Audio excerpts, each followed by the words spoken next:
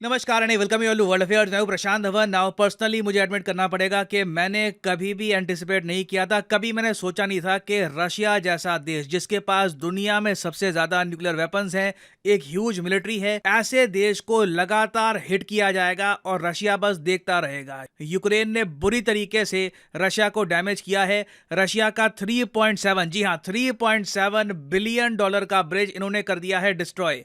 यहाँ पे हम बात कर रहे हैं क्राइमिया ब्रिज ब्लास्ट की। ना फर्स्ट ऑफ ऑल मैं चाहता हूँ इस ब्रिज की लोकेशन आपको मैप पे दिखाऊं, इसकी इंपॉर्टेंस समझाऊं, फिर आपको बताऊंगा कि इस ब्रिज का डैमेज होना कितनी बड़ी बात है। ना फर्स्ट ऑफ ऑल यहाँ पर आप देख पाओगे मैप पे, ये है एशिया का मैप और ये है हमारा प्यारा भारत। और इंडिया से नॉर्थ की साइड आप अगर जाओगे तो यहाँ पे आपको दिखेगा ये है यूक्रेन। जी हाँ, ये यहाँ पर यूक्रेन हो गया, ये यहाँ पर रशियन फेडरेशन है।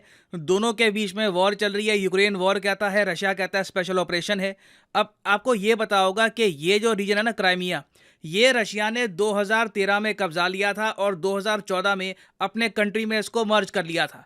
अब क्राइमिया रीजन जो है यहाँ पर, ये पार्ट, इसको बाकी रशिया से जोड़ने के लिए रशिया ने 2014 के बाद कंस्ट्रक्शन स्टार्ट कर दी थी कर्च ब्रिज की। यहाँ पर आप देख पाओगे, ये आपको दिख पा रहा होगा एक ब्रिज। अभी गूगल मैप में जो इसकी डिस्ट्रक्शन हुई है, अभी रिपोर्ट करी नहीं गई, तो यहाँ पे आपको दिखेगा कि ब्रिज बिल्कुल ठीक है।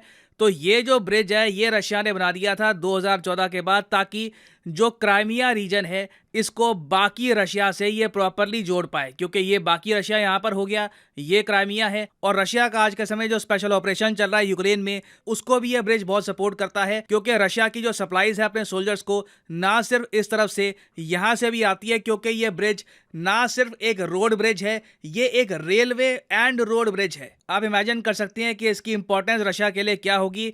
$3.7 बिलियन में ये ब्रिज बना है। और मुझे याद है कि जब ये ब्रिज आज से 4-5 साल पहले बनकर तैयार हो गया था, तब पुतिन ने खुद इस ब्रिज को इनॉग्रेट किया था और सबसे पहले ट्रक इस ब्रिज पर पुतिन ने ही चलाया था। और अब यूक्रेन ने क्या किया है कि इस ब्रिज को एक बॉम्ब ब्लास्ट से एक्सप्लोड कर दिया है। यहाँ पे कोई मिसाइल नहीं मारा गया, कोई एयरक्राफ्ट से इसको हिट नहीं किया। यूक्रेन ने चुपचाप क्या किया कि यहाँ पर एक ट्रक भेज दिया और उस ट्रक में बॉम्ब थे, बॉम्ब का विस्फोट हुआ, इस तरीके से ब्लास्ट हो गया।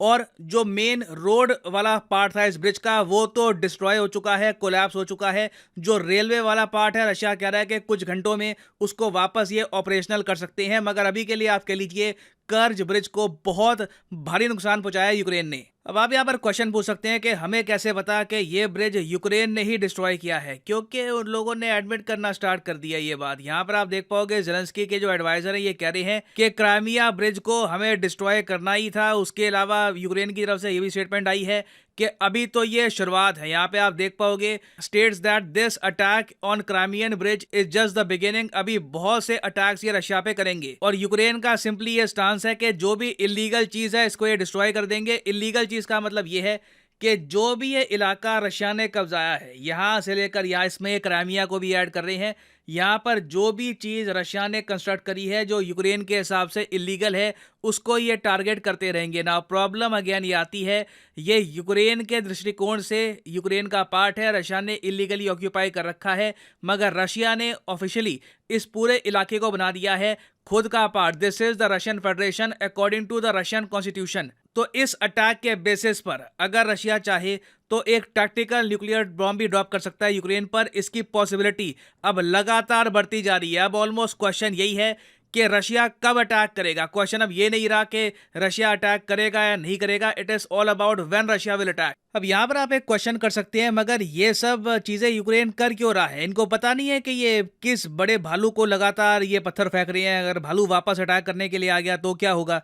देखिए, यूक्रेन को आप कह लीजिए, इनकी जो एडमिनिस्ट्रेशन है, जो इनके प्रेसिडेंट है, उनको इस बात का यकीन है कि Vladimir Putin in the and nuclear bomb use नहीं करेंगे, टैक्टिकल न्यूक्स यूज़ नहीं करेंगे, क्योंकि ये मान के चल रहे हैं कि टैक्टिकल न्यूज़ जैसे यूज़ होते हैं ना, उसके बाद इंडिया चाइना भी रशिया से दूर हो जाएंगे, ऑल टुगेदर रशिया आइसोलेट हो जाएगा पूरी दुनिया में। तो इस वजह से हम देख रहे हैं कि लगातार यूक्रेन अटैक कर रहा है रशियन फोर्सेस पे। और जो ये कर्च स्ट्रेट है ना, देखो ये जो यहाँ पे आप देख पा रहे हो, इलाका, इसको हम नेचुरली कहते थे, हिस्टोरिकली हम कहते थे इसको कर्च स्ट्रेट, क्योंकि यहाँ पर एक आपको स्ट्रेट मिलेगा। स्ट्रेट होता है दो बहुत ही बड़े लैंड मास के बीच में एक वाटरवे। तो यहाँ से शिप्स हिस्टोरिकली आराम से सी ऑफ एजोव से लेकर ब्लैक सी में जाती थी, और ये एक बहुत ही बड़ा डिसएडवांटेज था रशिया के लिए, क्योंकि सिंस रशिया अपने हिस्से से क्राइमिया तक नहीं पहुंच पा रहा था, तो इससे हमेशा एक डर था कि यूक्रेन अटैक करके क्राइमिया वापस कब्जा सकता है। नाउ रशिया ने यह इंश्योर कर लिया कि यहां पर रेल और रोडवे बनाकर लगातार ये टैंक्स, एम्युनिशन, खाने की सप्लाई लगातार भेजते रहेंगे क्राइमिया से ऊपर बाकी के रीजन्स पर। फॉर एग्जांपल खेरोसान यहाँ पे आपको मिलेगा, ये रशिया ने कब्जा रखा है। तो यूक्रेन आज के समय कोशिश क्या कर रहा है कि खेरोसान को वापस ये लोग कब्जा ले, और खेरोसान को कब्जाने का सबसे आसान तरीका ये है कि कर्च ब्रिज जो है यहाँ पे, जो रशिया ने डेवलप कर लिया था, इसको डिस्ट्रॉय कर दो ताकि रशियन फोर्सेस यहाँ से यहाँ पर पहुंच ही ना पाए टाइम से, और यूक्रेन एक बड़ा अटैक कर दे। तो क्लियरली जेलेंस्की अभी पीछे हटने नहीं वाले, ये रशिया को हर जगह चैलेंज करेंगे। मगर लार्जर क्वेश्चन यही है कि क्या इनका रिस्क यूक्रेनियन लाइव्स के वर्थ है? क्या यूक्रेन के जो आम नागरिक हैं वो कल को जेलेंस्की की इस गलती का बड़ा भुगतान ना करें? बट इवन आप अगर यूक्रेन के आम नागरिक को देखो तो वहां पर भी आपको दिखेगा कि एक सेंस ऑफ एक्साइटमेंट है। यूक्रेन की जो राजधानी है कीव, वहां पर लोग आज के समय पोस्टर के साथ फोटो खिंचवा रहे हैं जहां पर कर्च ब्रिज का ब्लास्ट दिखाया जा रहा है। फॉर एग्जांपल यहाँ पे आप देख पाओगे, बीबीसी का आर्टिकल है, excitement and fear in Ukraine. डर इस बात का है कि अब रशिया क्या करेगा, एक्साइटमेंट इस बात की है कि अगर रशिया ने कुछ किया नहीं तो इस तरीके से हम एडवांस करते रहेंगे और हो सकता है कि रशिया एक बार को क्राइमिया भी ना बचा पाए। हालांकि वैसे मुझे यहाँ पर यह ऐड करना पड़ेगा कि रशियन इंजीनियर्स इस वक्त काम पे लग चुके हैं, और इस ब्रिज के दो कंपोनेंट थे। एक तो सड़क वाला कंपोनेंट, वो डिस्ट्रॉय हो चुका है। जो रेलवे वाला पार्ट है उसको अभी भी ये रिपेयर कर रहे हैं, और इनको पॉसिबिलिटी दिख रही है कि कुछ ही घंटों में या फिर कुछ दिनों में ये लगातार ट्रेन से सप्लाईज भेजते रहेंगे क्राइमिया में। और इस सब के बियॉन्ड आप अगर देखो तो इस पूरे अटैक में ना एक एंगल आएगा आतंकवाद का, टेररिज्म का। क्योंकि यहाँ पर हुआ क्या है कि देखो, यूक्रेन ने कोई मिसाइल तो मारा नहीं है, ना कुछ डायरेक्टली कोई हेलीकॉप्टर से कुछ इन्होंने अटैक किया हो। सिंपली इन लोगों ने एक ट्रक हायर किया, या फिर ट्रक में अपना जो ड्राइवर है बिठा दिया होगा, ट्रक के अंदर एक्सप्लोसिव थे और ये ब्लास्ट हो गया। ना हम लोग इसको यूजुअली कहते हैं आतंकवाद, इस टाइप के अटैक को, क्योंकि पहली बात तो यहाँ पर डेथ हुई है सिविलियंस की। दूसरी बात, हमको ये भी नहीं पता कि जब ट्रक में ब्लास्ट हुआ है तब ड्राइवर ट्रक के अंदर बैठा हुआ था या फिर ड्राइवर बाहर निकल गया था। तो अगर रशिया के प्रोब में ये मालूम पड़ता है कि ड्राइवर ट्रक में ही था और उसके बाद ये ऐसे ब्लास्ट हुआ है, तो रशिया यूएन सिक्योरिटी काउंसिल में और जगह भी यूक्रेन के टेररिज्म का इशू उठा सकता है। रशिया कह सकता है कि लिटरली सुसाइड बॉम्बिंग थी हमारे अगेंस्ट।